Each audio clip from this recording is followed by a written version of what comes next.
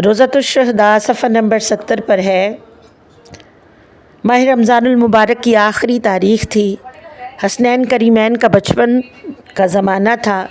سیدۃ النساء العالمین رضی اللہ تعالی عنہ امور خانہ داری سے فارغ ہو کر نماز کے لیے مصلی بچھاتی ہیں۔ ادھر دونوں شہزادے والدہ محترمہ کی خدمت اقدس میں حاضر ہو کر عرض کرتے ہیں، اے امی جان، صبح عید کا دن ہے، مدینے کے لوگوں کے بچے نئے نئے لباس پہنیں گے، کیا امام الانبیاء کے نواسے نئے کپڑے نہ پہنیں گے؟ بچوں کے سوال سے ماں کی مامتا تڑپ گئی۔ بچوں کو تسلی دی گئی کہ میرے بیٹو، کوئی فکر کی بات نہیں، تمہیں بھی انشاءاللہ نئے جوڑے مل جائیں گے۔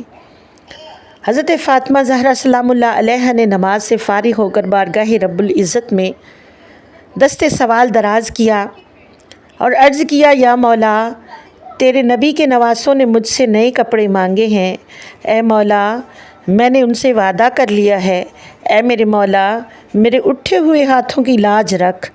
پھر نماز فجر کے بعد دعا مانگ کر جب فارغ ہوئیں تو کسی نے دروازہ کھٹکھٹایا۔ پوچھا، کون؟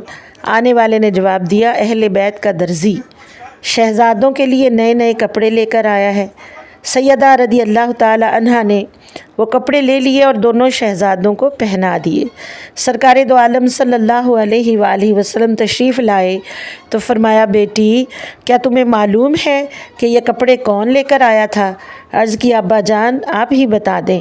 تو آپ نے فرمایا، وہ جبریل امین تھے جو خدا تعالیٰ کی طرف سے جنت سے کپڑے لے کر حاضر ہوئے تھے۔ سبحان اللہ۔